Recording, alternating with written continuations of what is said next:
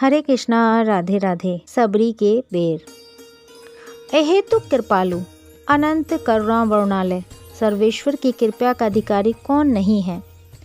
उन स्वरूप के लिए भी कोई पराया हो सकता है। उनकी दया भी क्या वर्ण, आश्रम, जाति या स्त्री पुरुष का भेद देखती है। उनके लिए तो पशु पक्षी, वृक्ष, लता, पानी, पाषाण, चर अचर सब समान है। सब पर उनका अवतरण सदा संभव है। पूर्ण प्राण प्राणी उत्तम कुल में अथवा सभ्य संपन्न समाज में ही जन्म लेंगे, ऐसा भी कोई नियम नहीं है। वे सवर भील कन्या थी। अरण्यवासी, अशिक्षित, असभ्य, आखेट जीवी भील सरदार की कुमारी। जनपद में ही अनेकों बालकों को शिक्षा नहीं प्राप्त होती। वन्य जाति की कन्या को भला शिक्षा कैसी, कोई सत्संग सदुपदेश प्राप्त होने का अवसर नहीं। पशु प्राय वन्य मानव उनके यहाँ एक ही चर्चा परस्पर के विवाद की अथवा आखेट की, हिंसा की चर्चा या परनिंदा। ऐसे कुल में, ऐसे वातावरण में, ऐसे विकट स्थान में उनका जन्म हुआ। किंतु कीचड़ से कमल भी तो उत्पन्न होता है। वह उस कीच में उत्पन्न होने वाली कीड़ों में नहीं थी, कमलनी थी वह। शैशव से ही उसे अरुचि थी मांस से, मांस की गंध से भी। पिता सरदार थे।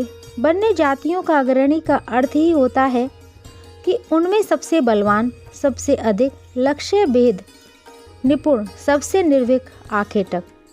उसकी पर्णकुटी में प्रतिदिन प्राय आखेट में मारे गए पशुओं का रंधन होता था। वह शिशु थी तो रुदन करती थी, तनिक चलने योग्य हुई तो वृक्षों के नीचे भाग जाती थी। कंद, फल, मूल ही उसे खिलाया जा सकता था। यह कोई मुनि पत्नी बनेगी, व्यंग करती थीं उसकी माता से भील पत्नियाँ। इसके लिए कोई ब्राह्मण ढूंढना होगा। अकेली पुत्री, पिता को विवाह की चिंता होनी ही थी। वन्य जातियों में अति अल्प व्यय में दूध पीते बच्चों के विवाह हो जाते हैं।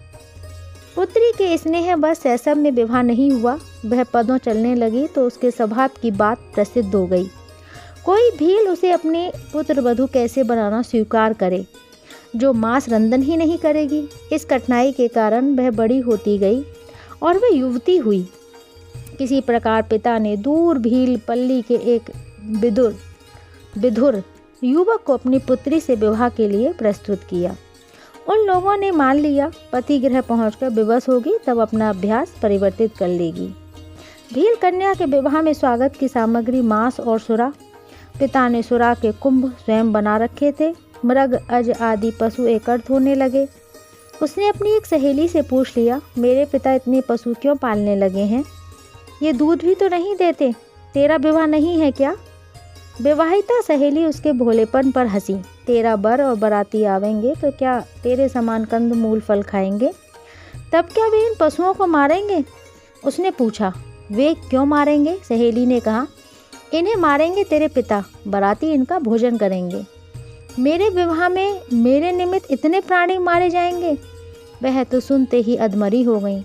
अंत में मन में निश्चय किया कि मैं विवाह करूंगी ही नहीं।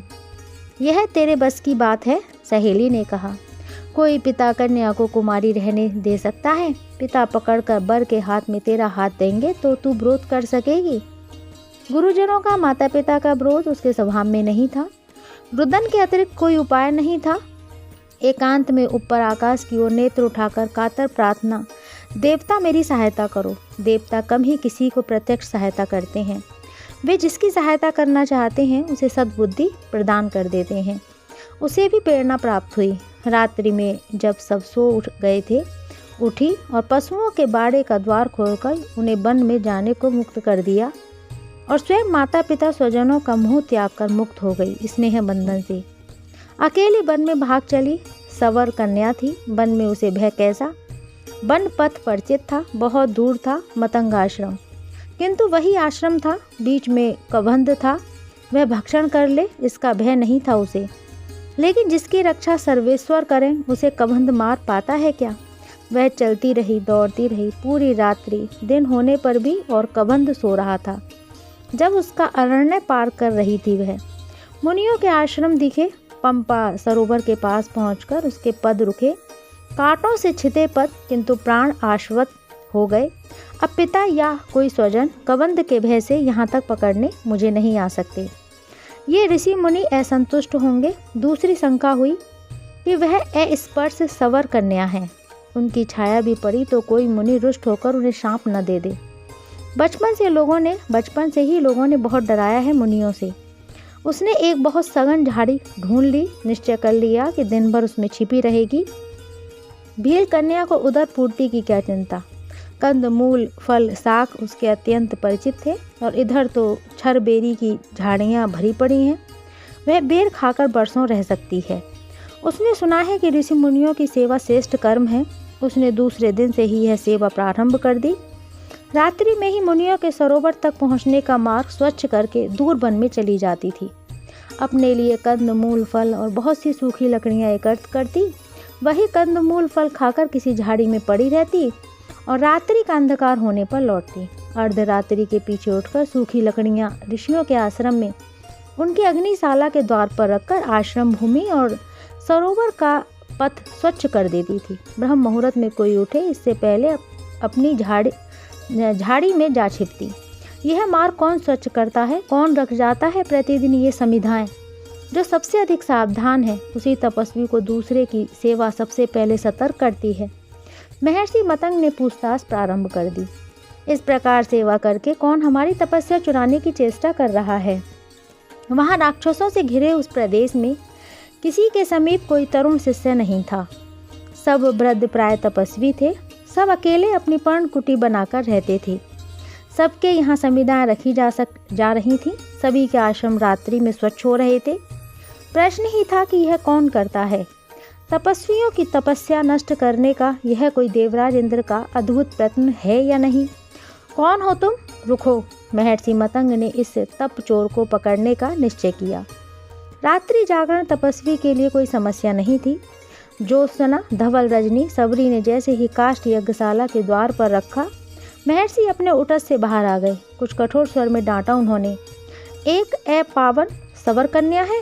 सबरी ने भूमि पर मस्तक रखा। भागने का अवसर होता तो भाग गई होती। भय से कांपते हुए ऋषि उसका स्पर्श न कर लें इस प्रकार सावधान करके बोली, आप सब महात्माओं की शरण आई हूँ। क्यों आई हो? क्या चाहती हो? उसके कातर कंठ को, भय कंपित गात्र को देखकर महर्षि का स्वर मृदु हो गया। अपना उद्धार चाहती हूँ। सबरी ने अपनी कथा सुना दी। अपना उद्धार? और कुछ? महर्षि गंभीर हो गए। और कुछ नहीं देव, सबरी गिड़गिड़ाई। सबरी, तुम अस्पर्श से कुल में उत्पन्न होकर भी परम पावन हो।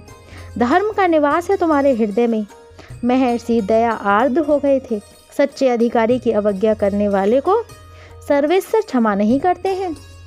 तुम प्रातःकाल स्नान करके आ जाना। सबरी कृतार्थ हो गई।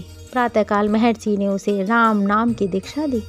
ऋषि आश्रमों से कुछ दूर पर्णशाला बना लेने की अनुमति दे दी। एक अस्पर्श भील कन्या को महर्षि ने शिष्या बना लिया।